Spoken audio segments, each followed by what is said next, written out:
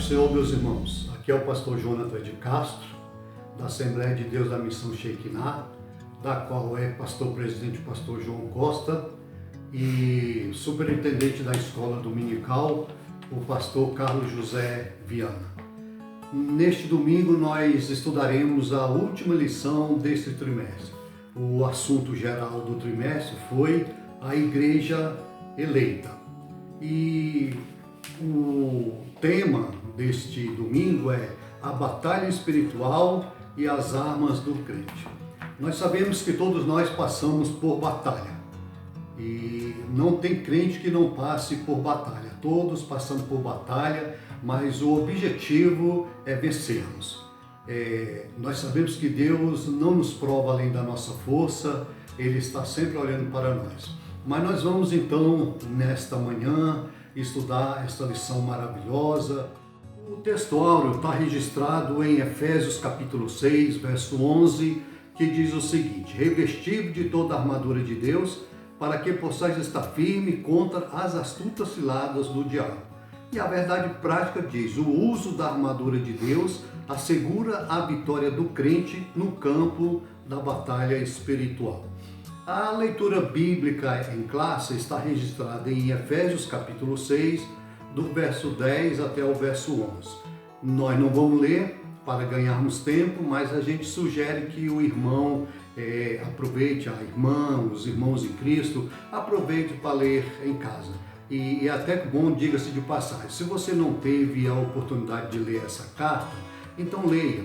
É muito bom, está falando da igreja, está falando muitas coisas boas para a igreja. Então, é bom que você tire um tempo e leia toda essa carta. Especificamente o capítulo 6, que é o fechamento dessa obra-prima, dessa carta maravilhosa. O capítulo 6 exatamente fecha e vai fechar com as armas espirituais de Deus ao crente para vencer os dardos inflamados do maligno. Então nós conclamamos os amados irmãos para poderem assim meditarem nessa lição maravilhosa.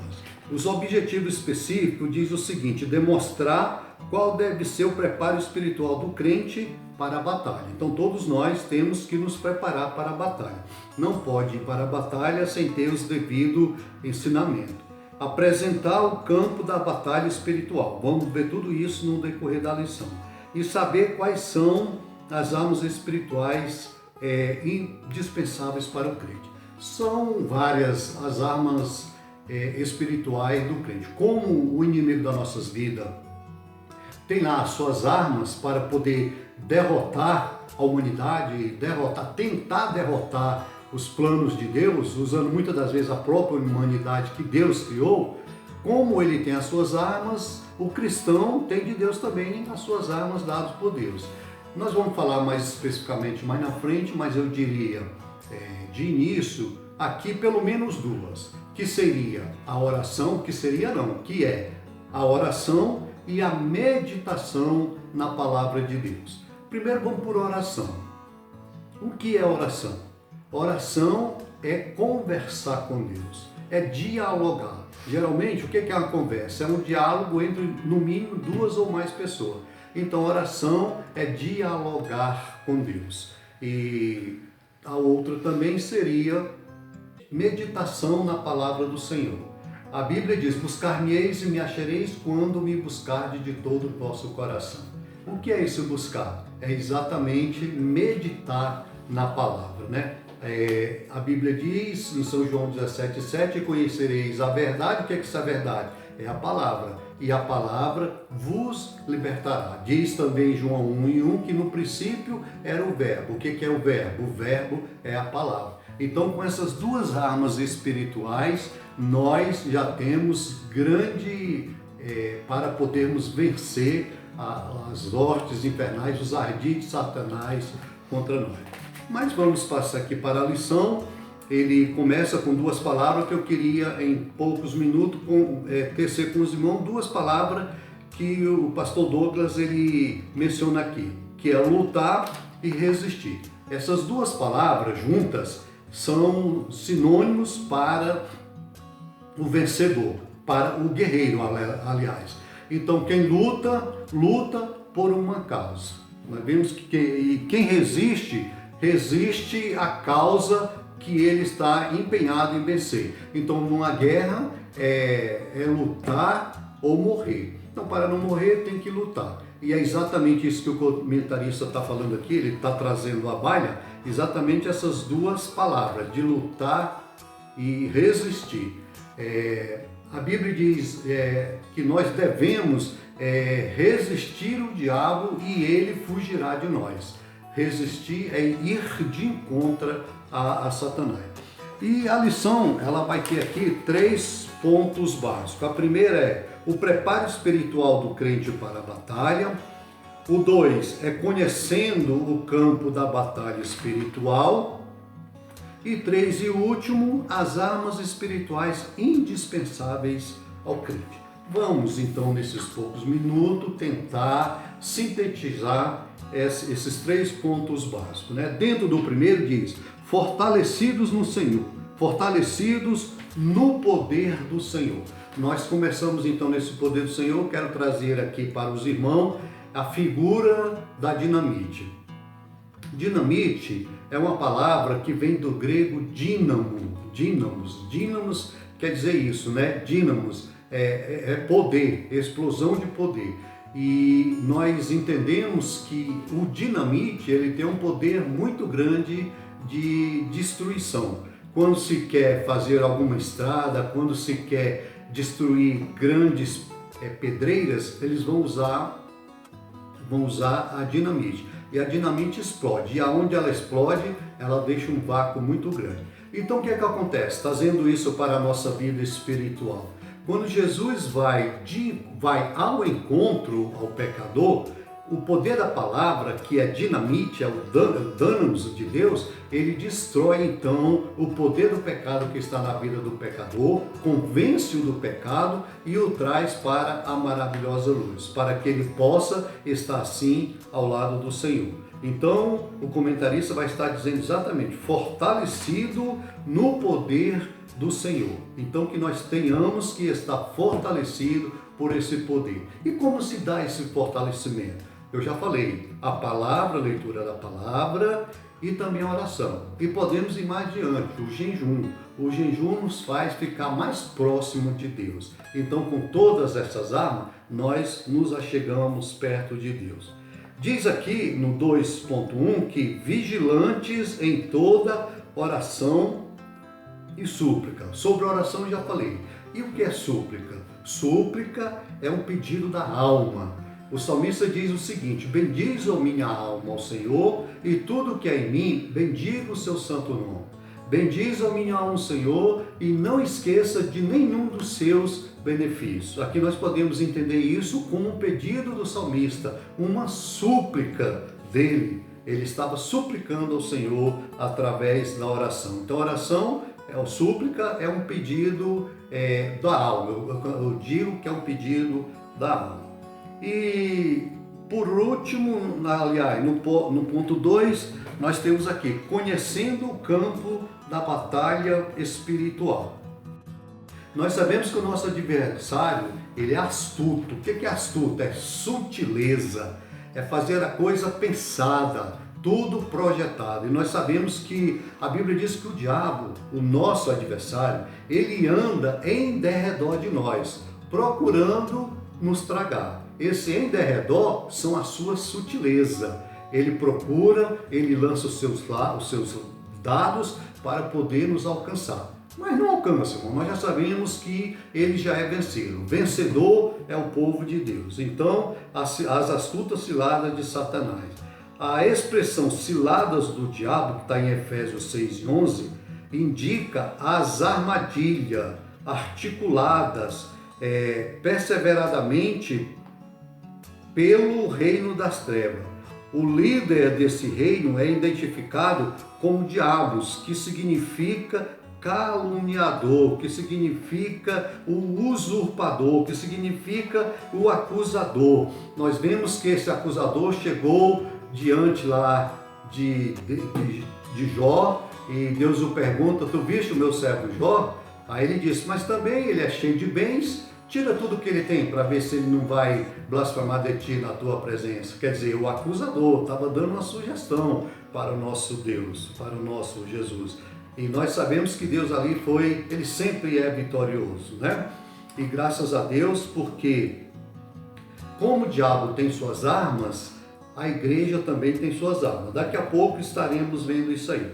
O conflito, o ponto 2, o conflito contra o reino das trevas. Paulo ele é enfático nesse assunto quando ele diz: não é contra carne e sangue que temos que lutar. Nós não lutamos, não é contra as pessoas, não é contra a gente, nós lutamos contra o sistema. A Bíblia diz que esse mundo jaz no maligno.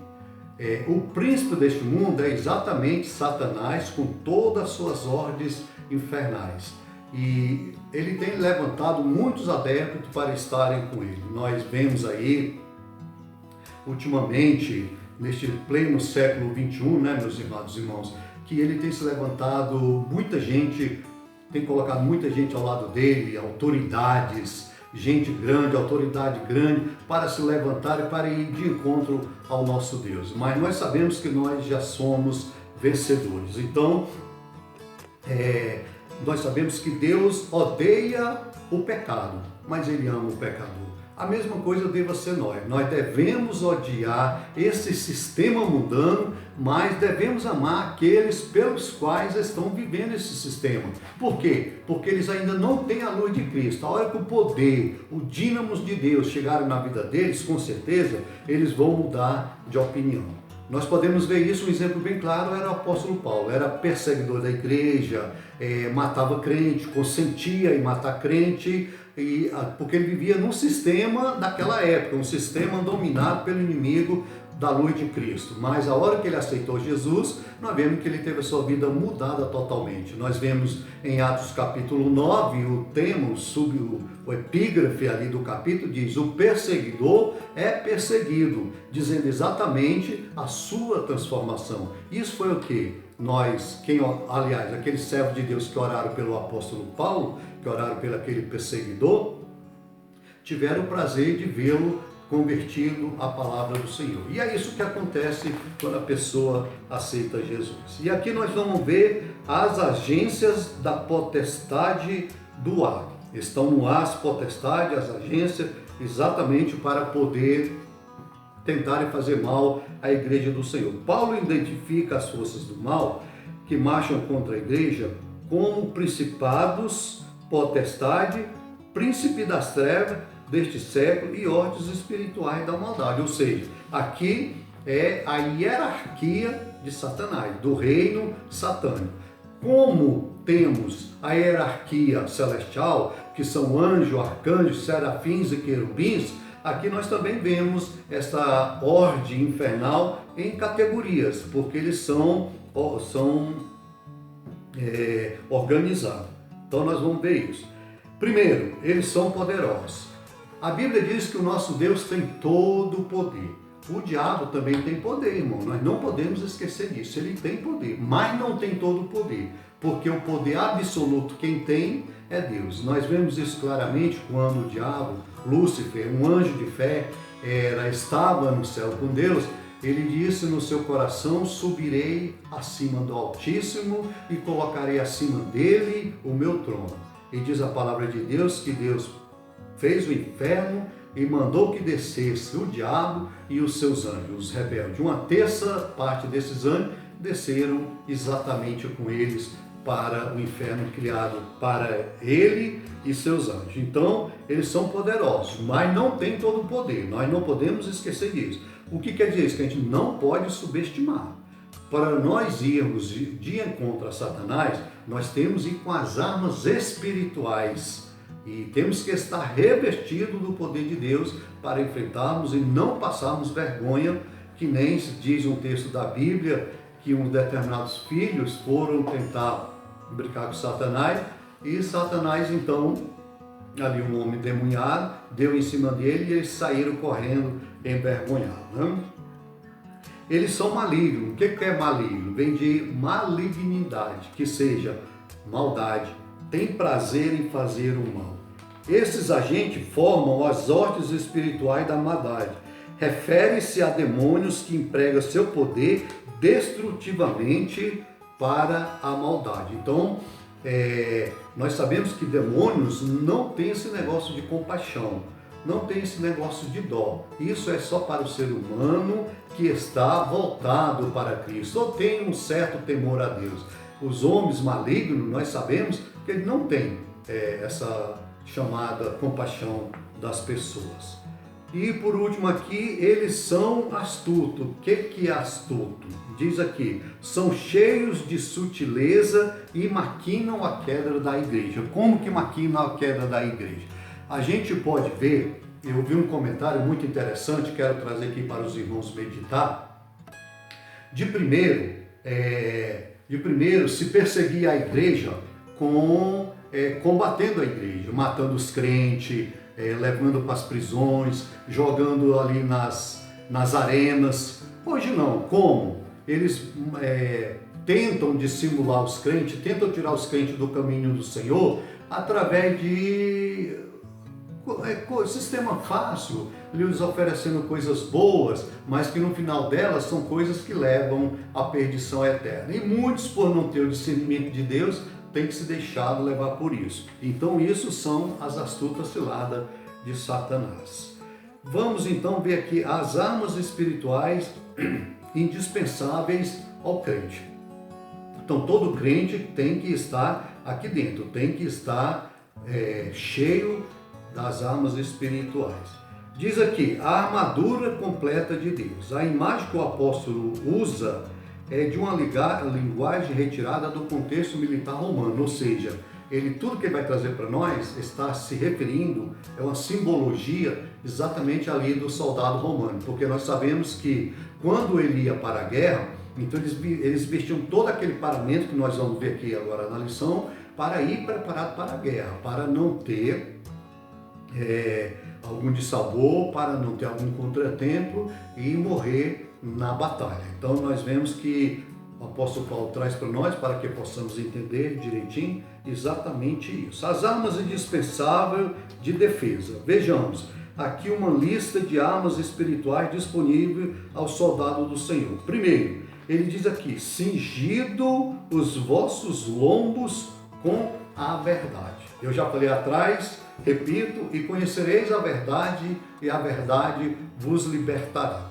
É a verdade que liberta, é a verdade que transforma, é a verdade que nos mantém um verdadeiro homem e uma verdadeira mulher. Nós voltamos aqui e vemos lá aquela mulher, um tempo que ela encontrou o profeta Elias e disse bem o seguinte, eu vejo que a palavra de Deus na tua boca é a verdade. Por quê? Porque ele mostrava, ele vivia a palavra de Deus. Então, isso quer dizer, cingido os vossos lombos com a verdade.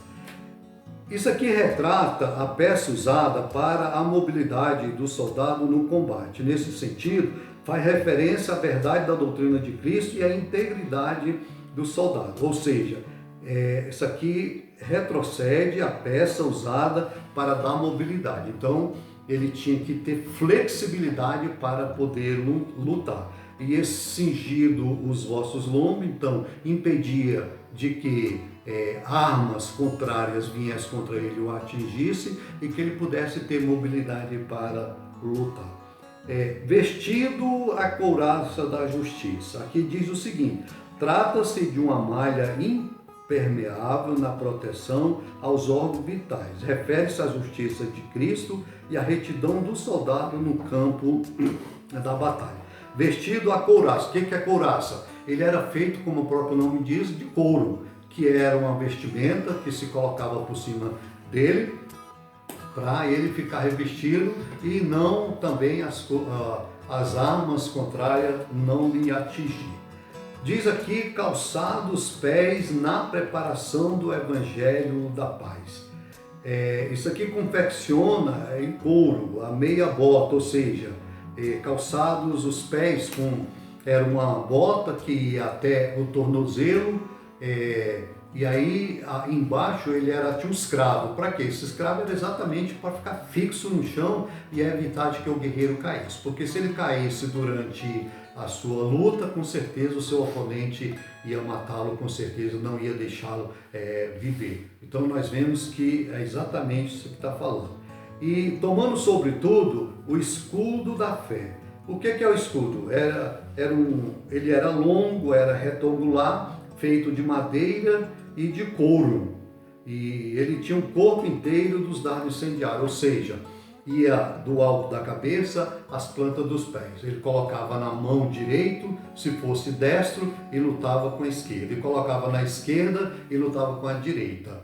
Então, com esse escudo, ele não conseguia ser alcançado por flechas, por esses dados inflamados. Então, quando batia ali, naquele dado inflamado, ela se apagava automaticamente. Então, é isso que o apóstolo Paulo está querendo dizer aqui.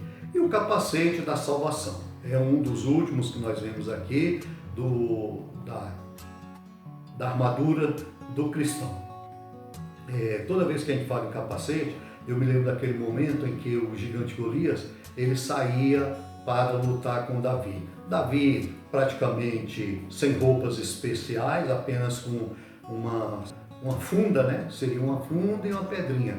E o gigante todo paramentado, com todas essas armas de guerreiro, e ele tinha lá o seu capacete. Mas nesse capacete tinha um orifício, que o objetivo desse orifício era que o vento entrasse e circulasse ali pela face do guerreiro. E aí quando Davi joga a sua funda, aquela pedrinha providencialmente vai exatamente nesse orifício, derruba o gigante, e o Davi vem e o mata com a própria espada do próprio gigante. Nós estamos vendo isso aqui então, que é o poder de Deus, que é soberano. Então nós vemos mais uma vez que Deus tem todo o poder. Aquele gigante estava se ufanando por ter desafiado ali os exércitos de Israel, mas aí pagou com a sua própria vida, e o exército inimigo fugiu em demasia porque tinha perdido aquela guerra para o povo de Deus. E por último nós vemos aqui a imprescindível arma ofensiva. Aqui está falando exatamente da espada.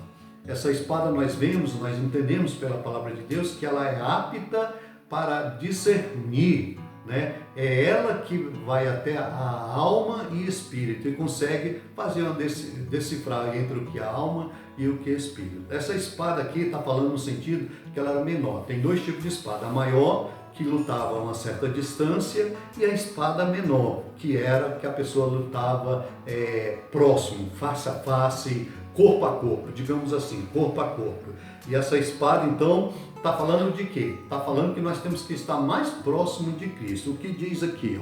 A única forma disponível tanto para a defesa quanto para o ataque. O termo grego para se referir a essa espada é macaira, identificado como espada curta. Isso significa que o combate é pessoal, o enfrentamento é diário e acontece corpo a corpo, como exatamente eu acabei de falar. O que quer dizer isso? Que a nossa oração, o nosso jejum, a leitura da palavra de Deus deva ser continuamente.